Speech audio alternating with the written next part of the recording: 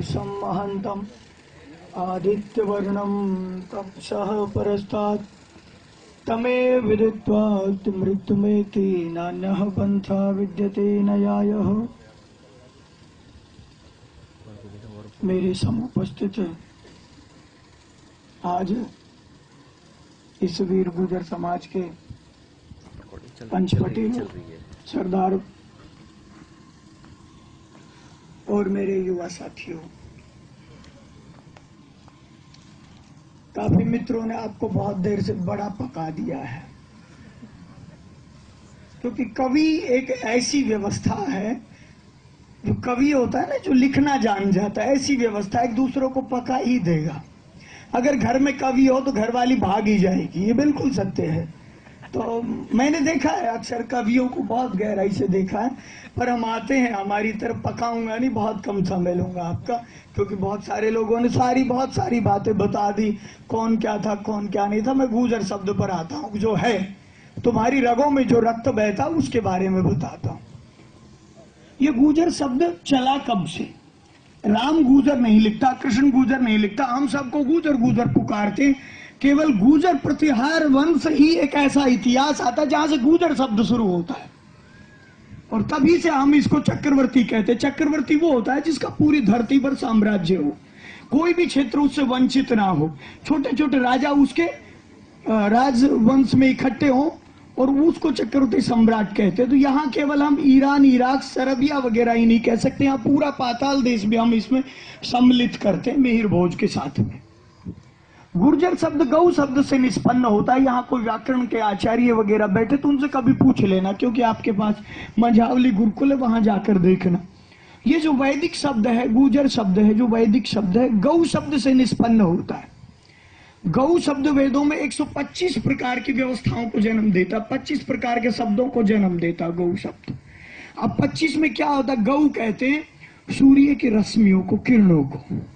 जहां जहां पर भी सूर्य की किरणें गिरती हैं, भोर होते ही, सूर्य उदय होते ही जहां जहां सूर्य की किरणें गिरती हैं, उस क्षेत्र को मिहिर कहते हैं। और जिस क्षेत्र पर जिन लोगों का साम्राज्य है उनको गुर्जर कहते हैं।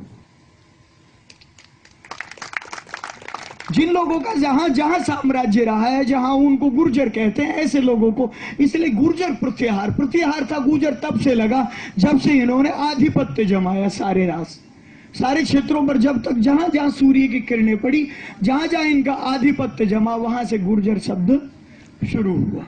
उसके बाद में गुर्जर शब्द कहते हैं, गुर्जर पर गौ शब्द कहते हैं इंद्रियों को, जो हमारी इंद्रियां हैं, जिनके बस में अपनी इंद्रियां हो, जिन्होंने अपनी इंद्रियों का स्वामित्व धारण किया हो। क्योंकि बिना इंद्रियों के स्वामी होते ही आप राजा नहीं हो सकते। चरित्रहीन कभी राजा नहीं होता, चरित्रहीन कभी चक्रवर्ती सम्राट नहीं होता। विक्रमादित्य और मिहिर भोज के बारे में यही सबसे बड़ी व्यवस्था है, यही सबसे बड़ा गुण है उनका, कि वो सबसे उच्च कोटि के चरित्रवान रहे, जिनकी इंद्रियां अपने वश में हैं। कब क्या करना है, तो जिन लोगों की इंद्रियां अपने वश में हैं वो गुर्जर हैं।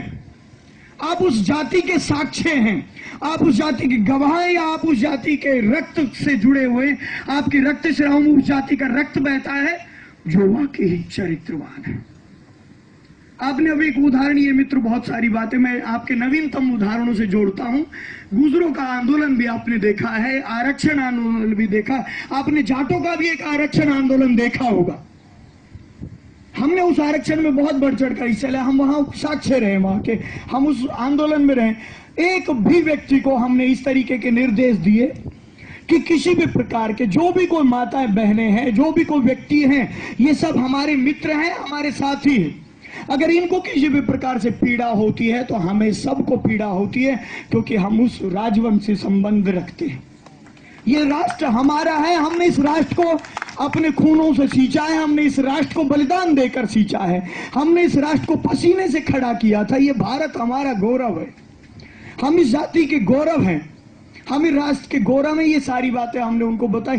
तब एक भी राजस्थान के आंदोलन में आपको कहीं एक बलात्कार की बात सुनी हो तो, कहीं चोरी डकैती लूटपाट की अगर कोई घटना सुनी हो तो, परंतु जब जाट आरक्षण हुआ तो उस समय अखबार सारे बलात्कारों से, अखबार सारे जबरदस्तियों से, अखबार सारे लूटपाट से भरे हुए मिले थे।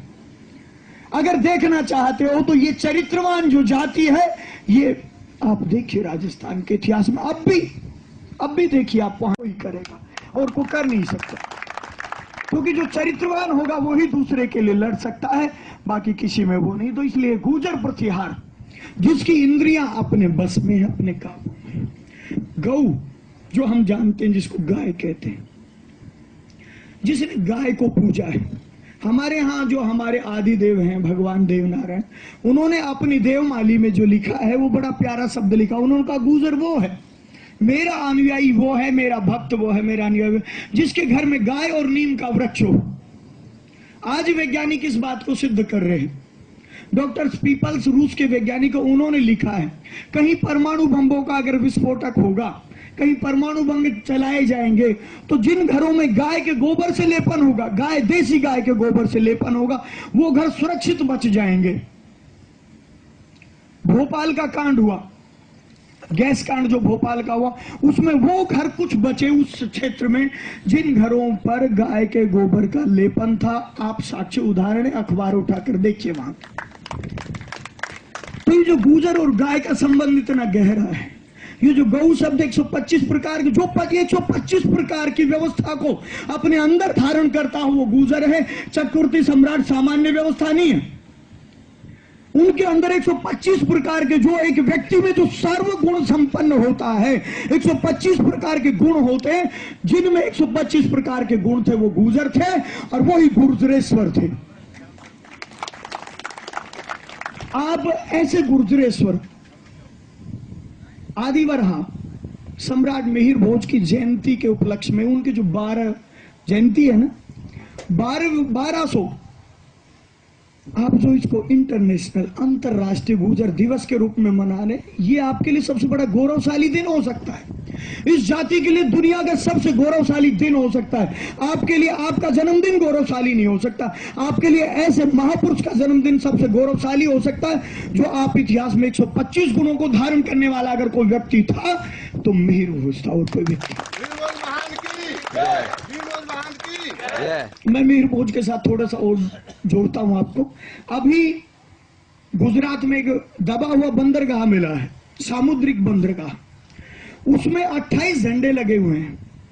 उस समय मिहिर भोज के समय में व्यापार कितना उन्नत था, तो विदेशों तक यहाँ का व्यापार था। उस समय सबसे ज्यादा उन्नत अगर भारत की दशा रही है, मैं कहता हूं राम के राज्य से भी ज्यादा, राम के राज्य से भी ज्यादा, सबसे ज्यादा व्यापार की उन्नत दशा रही तो मिहिर भोज के समय वो दशा रही थी।